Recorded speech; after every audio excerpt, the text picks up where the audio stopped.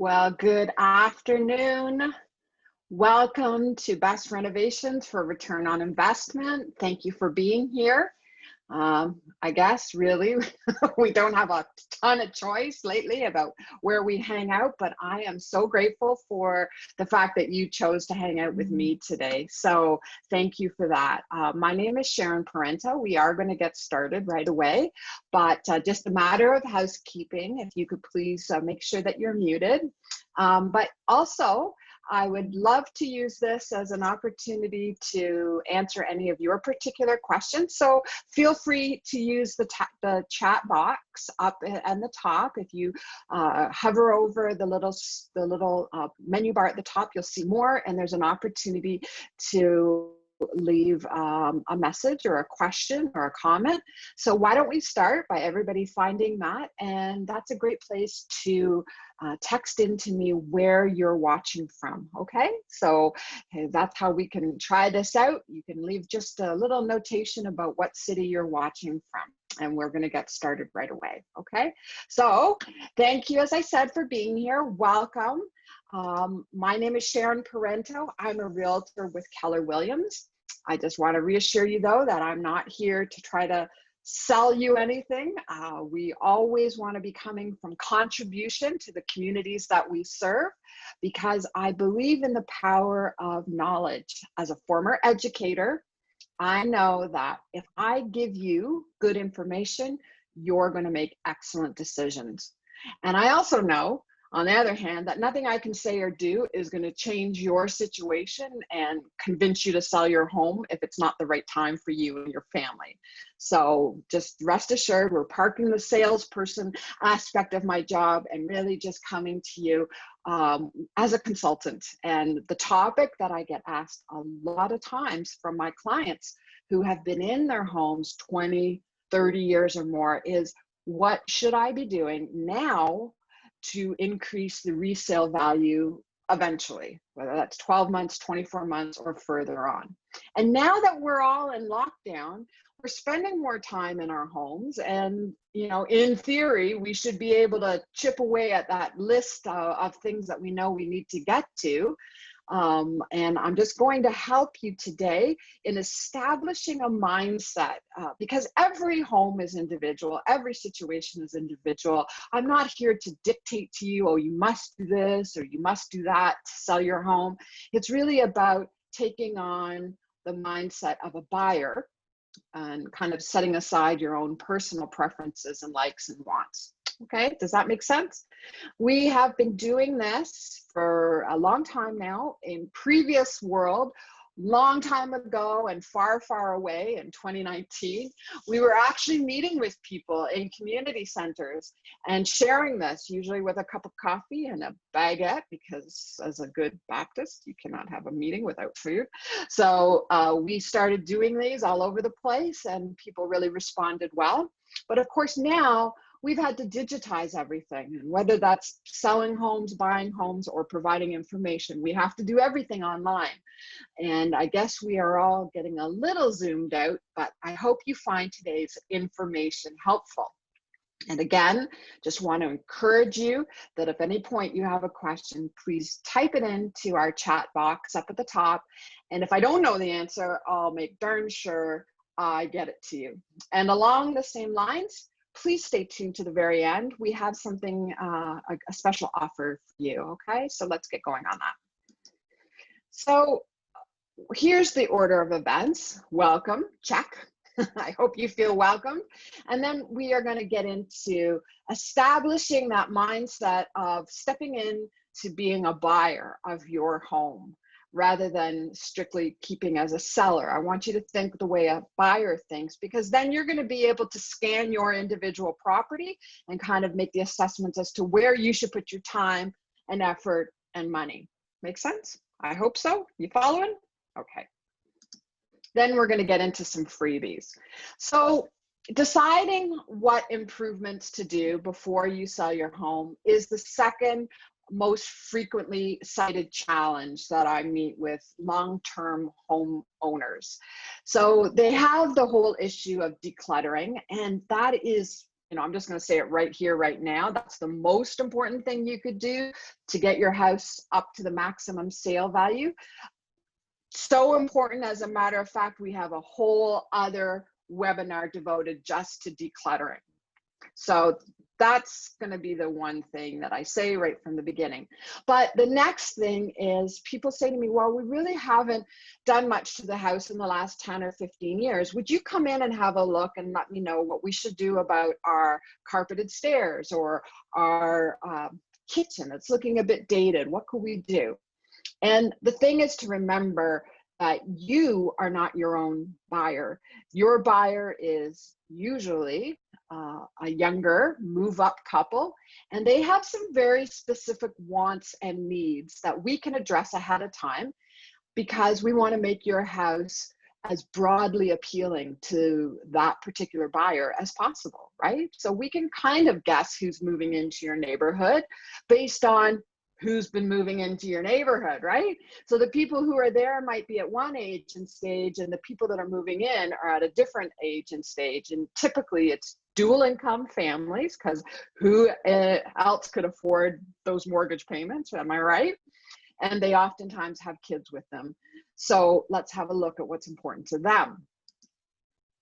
Yep. Let's go here. Well, first of all, they are not first-time buyers if they are coming to your house, likely. Okay, so this message is always being pitched to people who are in a detached home, 3-bedroom or 4-bedroom of a certain size. So you got to think that at that price point, if you're in the GTA, just by that definition, your house is worth around $1 million, if not more. So those people are not moving into your house from a basement apartment they've been renting, right? They've got the equity in their condo or in their townhouse, and they literally want to move up out of the city and into the suburbs, or they are moving up in terms of size. And what are some of the things that are their pain points that we can address? Well, first of all, they are mortgaged to the eyeballs, right? They are buying to the maximum of what their bank will qualify them for. Nobody goes into the bank, well, not nobody, but rarely do buyers go into the bank and the bank says, oh yeah, you qualify for a $700,000 mortgage. And they say, oh, no, thanks. We'll just take 500. The people are living up and sometimes past their means. So they don't have a lot of extra money. And why this is important, it comes down to the topic at hand, which is the renovations you should be considering doing ahead of time. We'll get to that in a second. The other thing is that historically, affordability is at an all-time low. I'm going to tell you that on average in our market segment, every 8 years to 10 years, a house is doubling in value. But salaries are not keeping pace, right? So nobody is getting 100% increase in their pay every 10 years. It just doesn't happen. So the affordability factor. And plus, with 2 parents working and kids programmed up the wazoo, right? Soccer and swim and Kumon and all of that, they don't have a lot of time. And I'm going to have to say, just kind of as a sidebar, there isn't a lot of ability for most younger people. I'm thinking of kind of the millennial age group. They haven't really been taught how to do a lot. And so they're not typically very handy. And if there are things that are going to be done to a house, they're going to usually have to pay for it. Okay, so their drivers, why are they looking at your home to begin with? Well, the same reason you were. First of all, there are some practical considerations. Maybe they've had a second child and the condo's too small. Maybe they just want to have a space to work from home and their current accommodations just don't allow that. They also want to fulfill their internal notion of what's the good life. And lots of people now are reorganizing their lives to get out of the city and up to the suburbs, where they've got a backyard for the kids, where there's parks and places to walk. They can integrate or engage with nature much more simply, and the amenities are there. So if their jobs are not tethering them to a condo in the city anymore, then they're coming north and they're looking for kind of different value to living in a detached home in a suburb. Seriously, this is a huge switch. This is monumental for the people who are living in detached homes in suburbia. In 2019, I seriously questioned whether or not the 2,500 square foot, 4-bedroom detached home on a 50 by 120 lot was going to be something that anybody in the next generation even wanted. I seriously did, because they're so busy. They don't want a backyard to keep care of. The kids don't go out there anyway. So I really doubted if the inventory of downsizing properties that were coming onto the market would be of interest to anybody. And I'm going to tell you, there's been a huge turnaround. And actually, the areas that are increasing the most in value are the furthest edges of York region. The further north you go, the higher the prices are jumping because they were so low for so long. Okay, so for example, I'm working with first-time buyers who are having to go all the way up to near Lake Simcoe to be able to get a house that they can afford. So for those of you who are not in the GTA, I apologize, but let's just say that that is 40 kilometers as a minimum outside the city core. And people are willing to travel that far because they don't have to live in the city anymore. So this is your buyer. Think like a buyer, put on your buyer hat, and let's move forward. How do they buy? Well, maybe the last time you bought a house, you literally were looking at a book of listings. Well, that's not the way things happen today. Every buyer that I encounter is at least part of the time doing their own research into what they want. And I'm working with a bunch of young buyers now who are literally texting me MLS numbers. Hey, Sharon, check this out. What's going on here? And I go into the system and I do the research. But so they are very tech savvy and they can do a lot of their own searching themselves. Why is this important? Well, because they are making an instant assessment of the value of your home online before they've ever walked in and seen it and fallen in love with it. They've already decided in their mind whether to consider it or to swipe left. It's like online dating, where there's so many profiles, you just go, swipe, swipe, swipe. That's what's happening in the real estate market as well. That if your home does not capture their attention in the first couple of seconds, they're going to move on to something that is more appealing. So we really have to work on a couple of aspects when we're getting ready to sell your home. And with the COVID shutdown, we are still an essential service. Homes are still being bought and sold every single day. And so even more than ever, we have to make sure the presentation of your home is appealing to this demographic.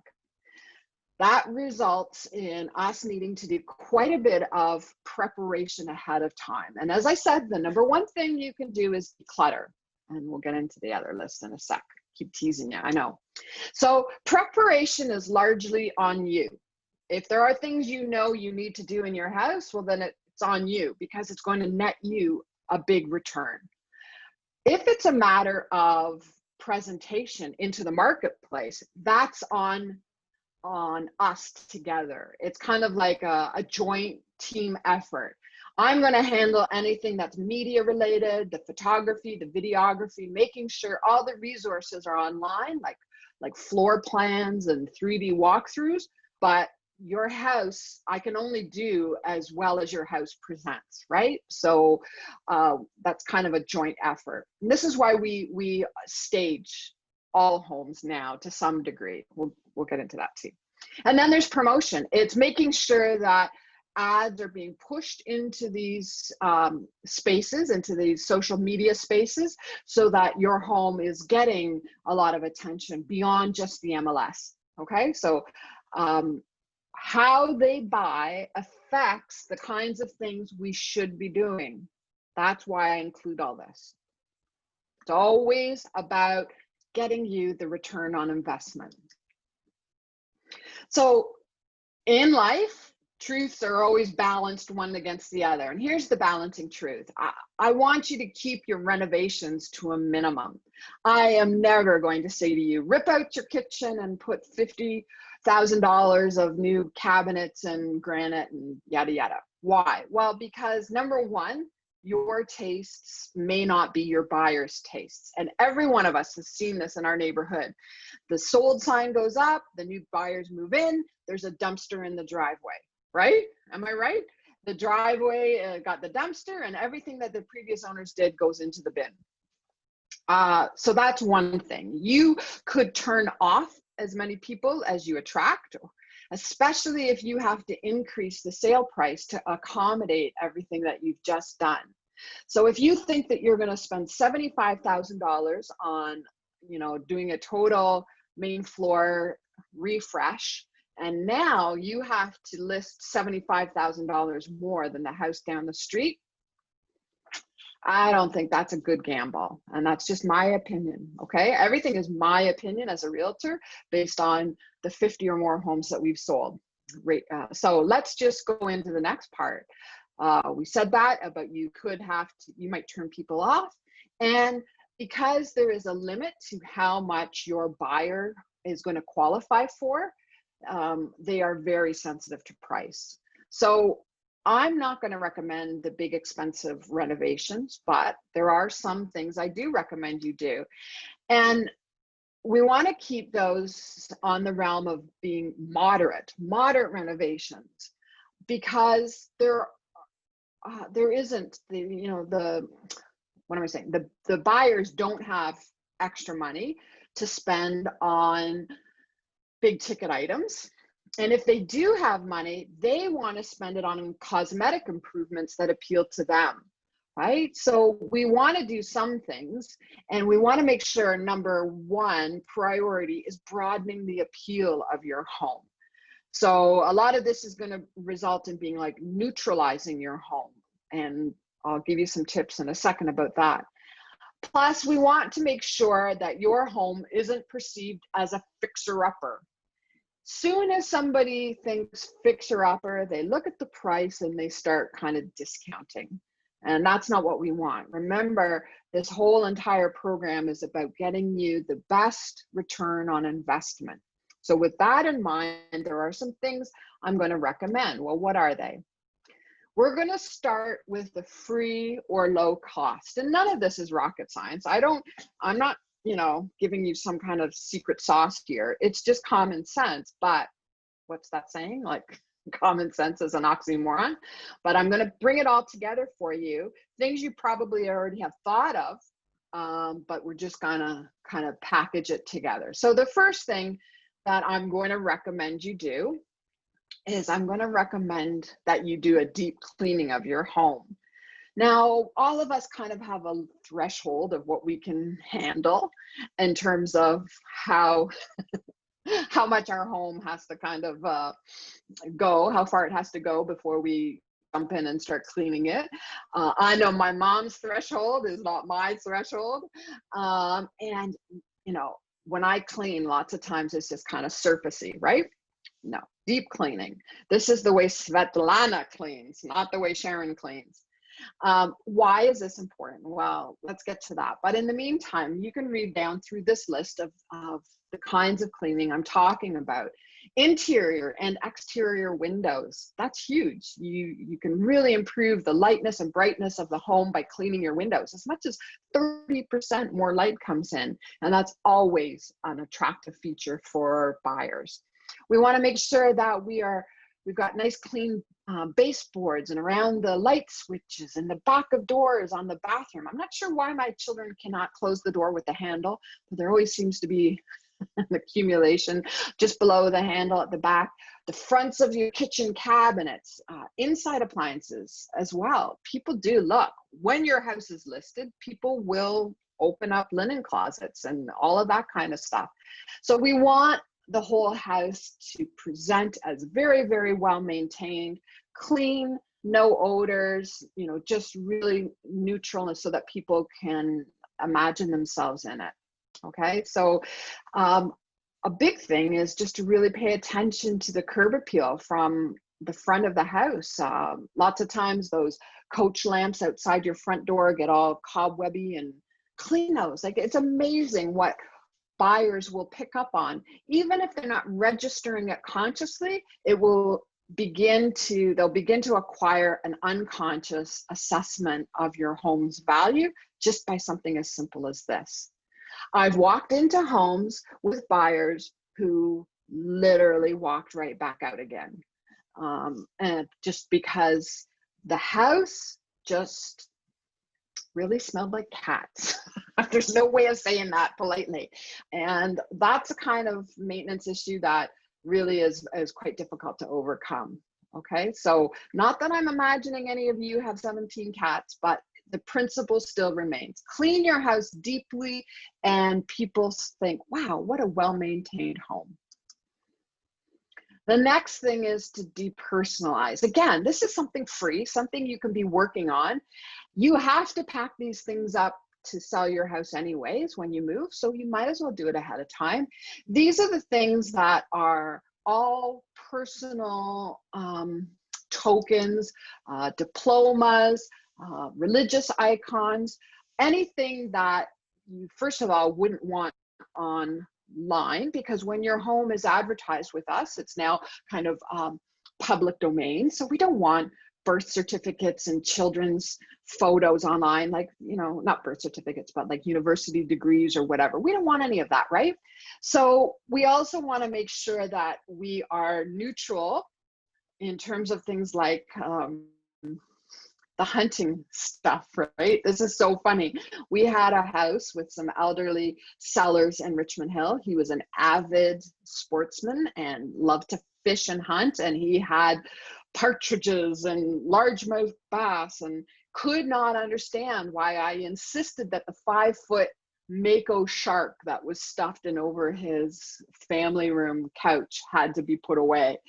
You know, it's called PETA, guy, you know, the people for the ethical treatment of animals. So those kinds of things we really want to pull down, pack away, and even things like collections and tchotchkes, unnecessary for your buyers to see. And I even go so far as, this is a personal little bias, that when I look at photographs online of bathrooms and they still have like the soap, the shampoo in the shower and all that, just tuck it away. Get yourself a dollar store basket, put it away so that we are not reminded that anybody actually lives in this house. That's kind of the goal. So, and the top picture there, you see, this is how we live, you know, and we go, oh, Cheerios, I like Cheerios. But what your buyer wants to see are the unchanging features of your home that they're actually paying for. So we want to see that nice glass backsplash and the hardwood cabinets and the hardwood floors. Like, this is what people are paying for. And we don't want to feel when we see your house online that we are intruding. Oh, the truth is we are intruding, right? This is your personal home that is now on the internet for everybody to see. But regardless, we want to keep it as depersonalized as possible so that people can start imagining themselves in your space, okay? So depersonalizing is something that you can start doing. Most of the time when we stage a property, the art comes down, and we want to have long, unbroken eye lines. So not a lot of art on the walls, not a lot of stuff on the surfaces. That's all part of the decluttering that we recommend. So speaking of decluttering, it's certainly the number one thing that holds people in homes that they no longer need. You know, so many of the people I encounter are empty nesters. I am almost. I'm almost an empty nester. And the homes have become expensive storage units for their stuff, for their kids' stuff who's moved out, for stuff they've inherited. And we have multi-generational clutter. And really, this is the thing that is going to turn off buyers the most. No matter how spacious your home is, that when we're looking at it online, if it's just a kind of a confusion, then it's really going to be a turnoff, and it just pulls all the walls in. It makes the house look smaller. So you can see the before and after. It's like playing that game. One of these things is not like the other. Again, it's about bringing attention to the unchanging features of your home that the buyers are most interested in. So the word for declutter is edit, edit, edit, edit. We always want to have less versus more. Now, in the example of the two kitchens, you can see that there's been a really big transformation just by tidying it up and decluttering the surfaces so that they appear more spacious. Especially in the second picture, the picture that I'm looking at on my right, one of the things we often do is pull up area rugs. Now, I know there's a little bit more going on there than just an area rug. They also swapped out the light fixture and the table and chair set, but the rug is an easy thing. If people are interested in your home and they see that you have hardwood floors, don't cover it up with carpets. Let's pull those up. First of all, it photographs much, much better, right? So to have fewer things on the walls, fewer things on the counters, pulling up those area rugs, all of that is stuff you can do ahead of time. Those are things you can do over time in preparation, and it doesn't require any real money, right? Now, this again kind of goes without saying, but not necessarily. There's repairs to be done to every home. You know, no one is exempt from having things on the honey-do list that just seem to get deferred and pushed off into the future. But those kinds of things can really end up coming back and biting you in the butt. Let's just say that. So what am I talking about? Well, we want to make sure that anything that you know of ahead of time that is broken, that leaks, squeaks, or drips. Yeah, I'm talking about your house now, not your spouse. That's my one and only joke. So anything in your home that you know needs attention, do it ahead of time. Why? Well, when we sell a house as is, we have to adjust the price. And I can sell any home as is if I can adjust the price, but that's not what we're here for today. We're here for getting the highest resale value. So we don't want your buyer to look at your house and think it's a fixer-upper, that there's this long list of things that has to be done, and in their mind, they're kind of adding it up, while that they're going to come in with a low ball offer on your property. That's either going to happen when they come in and negotiate with us as to the price, or it could happen after the home inspection.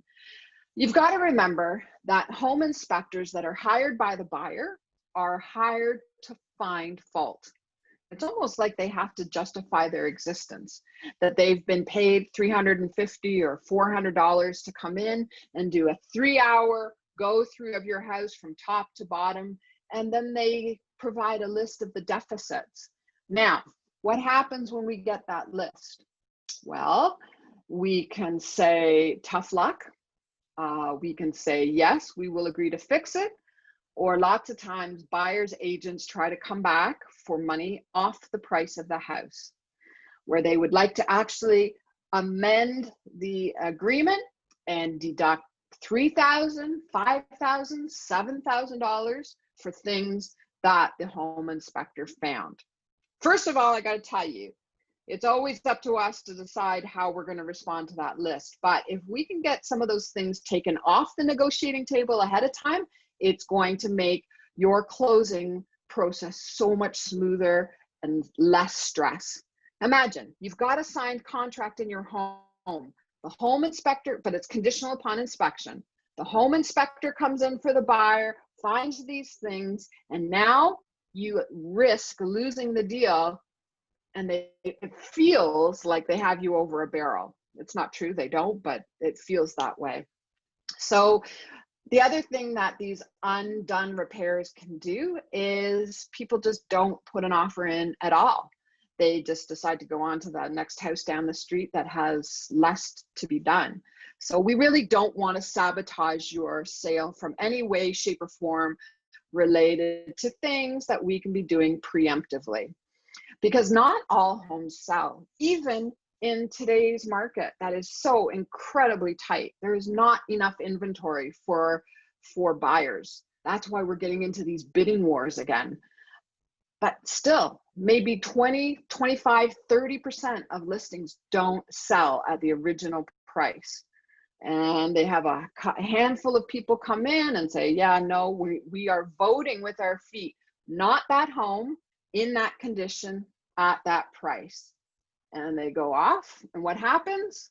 It gets relisted 30 days later at a lower price. So we really don't want that for you. We want to be up and on the market and sold within a month. So here's your list. This is your list of homework to go through and just check for yourself. Are all the kitchen appliances working? The cabinet and the kitchen cabinets and the drawers. There's nothing more off-putting. This happened to me once where we went in and the buyer just pulled open a drawer, just being nosy, and it fell on the floor because it all kind of was falling apart. Sinks and faucets, bathtubs and showers, walls and ceilings, flooring, stairs and handrail, all of this you can read. But this is where we want to make a distinction between repairs versus upgrades. So upgrades is what most of us think of as a renovation, right? Best renovation for return on investment. I want to make a very crucial distinction between repairs and upgrades. Upgrades are optional, discretionary ways in which the homeowner tries to maximize the value of her home. So for example, replacing new, good condition carpeting with hardwood floors, for example, is an upgrade. Replacing old, poor conditioning carpeting is a repair. So this is the distinction. People often contact me and say, well, what should I do about the dusty rose carpet on my stairs that's original to the home 28 years ago? That's not a renovation, that's a repair. That should have probably been taken care of 10 years ago. So we're really talking about taking care of deferred maintenance, not really renovation. Let's make sure that we are talking about apples to apples. And it's always going to be about eliminating red flags first. Anything that you know that the buyer could potentially use against you, that's a red flag that could stop the sale or sabotage the sale price. That's job one. Now, paint. Not cheap, not free, but the biggest bang for the buck, okay? And if you've been in your home more than 10 years, you need to paint it. And that's just a fact of living in a house. So we're talking about very neutral, builder's beige would be my dream. Or now we're kind of in the gray palettes as well, or the hybrid between beige and gray, which they're calling greige. I know that many of us, like my parents, I remember they bought a brand new home and they were just so disgusted that it was all builder's beige. Now we want builder's beige because when we have those pictures online and people are flipping through them, we want it to be a very neutral palette that they can move their own furniture into without a lot of work. And plus we're going to add beautiful little pops of color with staging, right? We don't need it to be a colorful expression of your personality while we're trying to sell your home. And I've gone into homes where every room was a different strong color. And I always suggest to them, you can have one room that is a strong color, but the rest of it has to be pretty neutral. So that usually means the main floor. If you have bedrooms that are strong colors, like a navy blue or a forest green, it's no big deal to the buyer. It's just one box that they can paint on a weekend. But if your main floor is, you know, chartreuse or tangerine orange or something like that, we really, really, really need to neutralize that. It's going to turn people off. And I know you're saying, well, it's just a coat of paint, it's no big deal. But it is a big deal to the 40-year-old couple with 2 kids. It is a big deal. So whatever you can do just to broaden the appeal, and we're going to start on the main floor, and we're going to start with the darkest room first. I did have a client in this exact situation. She had the main foyer all the way up to the stairs, was kind of a lemon yellow. The back kitchen was a tangerine-ish orange. The living room and dining room was a raspberry red. And the family room, I think mercifully, was like a baby blue. So I said, you can keep one, the rest of it's got to go. And so she very wisely painted out all of the rooms except for the dining room. And the dining room, we were able to stage raspberry red. It was actually quite attractive. And if it was something that people didn't like, it was only one room, right? Okay. Wallpaper. I've been into homes where I'm pretty sure they must have worked for Laura Ashley in the past or something, where every room is wallpapered. We really have to kind of work on that too. I'm sorry, that is super aggravating, but it will make a big difference in the resale price. And that's what we're aiming for, right? Questions, comments, please add them into the chat box. Okay. So I know that, you know, there are entire categories of off-white paint that you can get from Benjamin Moore or Sherwin-Williams. You really want to make sure that you check out what the kind of under base color is and make sure that it's complementary to the rest of what's going on in your home. If you have natural wood cabinets, you're going to want to keep to the ivories and the creams and the off-whites. And if it's something more of a cooler palette, you can get into some of the light grays. Very, very neutral and light. I'd be fine if you painted every room in your house a neutral beige. I would be so happy. Okay, so we've talked about, I want to just go back, and we've talked about kind of adopting the mindset. We've talked about some very specific things that we're getting into, but really next week is when you want to come back and we're going to get into the nitty gritty, where we're going to go room by room, and I'm going to tell you my top 10 things to do before you list your home. I think you're getting an idea of where we're going. It's going to be a continuation and an amplification of what we've already learned together. Okay, so next week we are going to get in and get really specific and give you some budgeting tools too, right? That's a big question. How much money should I spend on my home preparing it for sale? And you already know that I don't think it's $50,000 or $70,000. So come back and I'm going to suggest to you what you can spread your money around in terms of getting that best bang for the buck besides paint. You already know. It's not, like I said, it's no huge secret, but we are going to delve a little deeper next week. And in the meantime, we just shot a video for our website about, you know, every year, it seems in the past, in a regular year, we book physical examination with our doctors to get our annual checkup. Well, this is a great time of year to get your real estate checkup. And these are some of the offers that we have. This is also a great time to ask any questions if you want to. So if you are thinking, what is my home worth, regardless of your plans to sell or not, this is what we provide for you. This isn't some like Karnak. You know, remember Johnny Carson, you know, Karnak, the Magnificent, or Kresgen? This is something where we want to present to you research, and we're going to look up what's been going on in your neighborhood. This is an example of what we provide you, and show you what has sold recently, what is for sale, and even more importantly, what did not sell.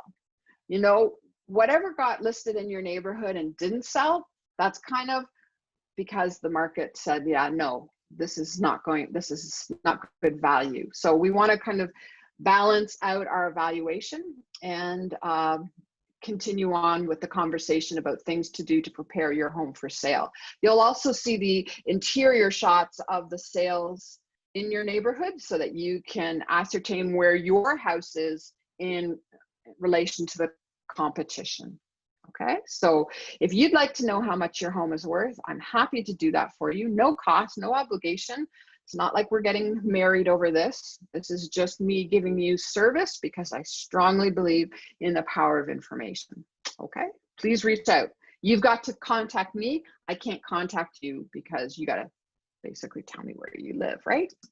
And then what I mentioned prior was the 30-day decluttering challenge. This is our offer to you, free of charge. It's a month of working on getting your house decluttered because, as we said, it's the most important thing you could do. Any house can sell in any condition, provided it's been decluttered. So let's get that going for you. It's a great time while we're all hunkered down to start working through. I'm going to give you my do's and my don'ts and a lot of great resources for what you can do with the things that are surplus so that you don't have to bring them into your new life in the future. Okay, so that's for you as well. Sign up. It's an email campaign. Every day you get a task and a tip with some inspiration and motivation to go along with your perspiration. Okay, so this is an example of the first email that you get. The first task is the front hall closet. And that's something you can accomplish in a little 25-minute window that we like to call the Pomodoro method. So you can look up that. And here's the rest of our webinars that we offer every Wednesday. And you can sign up just like you did now through our website at smartrealtysolution.com. It's been a great pleasure sharing my ideas with you. I hope you found this helpful. We try to keep it as practical, pragmatic as possible. And when we come back next week, we are going to have color suggestions, before and after photos. I'm going to tell you all about flooring, budgets, cost estimates, all of that. So next week, it's going to be really kind of like a workshop, and I hope you will join us. Do we have any questions or comments? Anybody want to leave a comment or a question? We also do virtual condo tours. This is a great service to our clients because it helps them picture what might be the next step. Not everybody goes from a home to a condo, but it is a popular next step for lots of people downsizing. And I'm absolutely in love with a new product segment that we've been working on, and that is condo townhouses. I think these are just like the perfect transition property. You have level, 2-story living if you can still do the stairs all right. You don't have to look at each other. You can be in different parts of the house and, not glomming on 24/7. And then it also gives you maintenance free, that you don't have to worry about shoveling the snow or cutting the lawn. It's all taken care of for you, roof and windows and all of that. So one of the things I really want to encourage you to think about are the big ticket items in your house that might need replacing over the next 12 to 24 months. Okay, that was just a sidebar. So virtual condo tours, we do them in Richmond Hill, Markham, Aurora, but regardless of where you're planning to go next, you'll learn a lot. We're going to teach you how to read an MLS sheet and just give you an example of penthouses, ground floor units. They're always 2 bedrooms or larger, at least 1,000 square feet. Kind of middle of the road price range, nothing too exorbitant. New construction as well as older buildings, so there's really a lot there. I think some of you on our call today have been on a condo tour in real life, so you know the value of them, and this will give you a peek into what's happening in the market currently. Okay, so it's very, very up to date. Any questions, comments? I really want to be here for you. We still have a bit more time. If you have the time, so do I. You can use the chat box feature up at the top to ask specific questions. Sharon, what time is the seminar for next week? Same time. Same 1 time, o'clock. same day. We always, okay. yeah, And same do I have back to sign channel. up, or do I have to sign up again, or it is a continuation of this? No, you need to sign up again just in case Okay. you can't make it. Yeah. Okay, thank you. My pleasure. Look forward to seeing you then. Yes, thank you. My pleasure. Any other questions or comments? We are going to make sure that you get sent some really great resources by email. Of course, these are all soft copies now, but we have, we've been compiling. This is one of the things I love to do, is send myself articles wherever I see them about renovations and the costs involved. And I'm actually in the middle of planning a kitchen renovation. Oh, it's so exciting. I'm finally gonna get my wish of a dumpster on my driveway. That to me is fancy living. When I see my neighbors with a dumpster, I'm kind of envious. So any other questions? Okay. Well, I appreciate you being here. Thank you. And I will wish you a very pleasant day, and we'll look forward to seeing all of you next week, most of you next week, and please feel free to invite a friend. It's really our pleasure to have as many people on these calls as possible. Okay, thank you so much. Bye for now.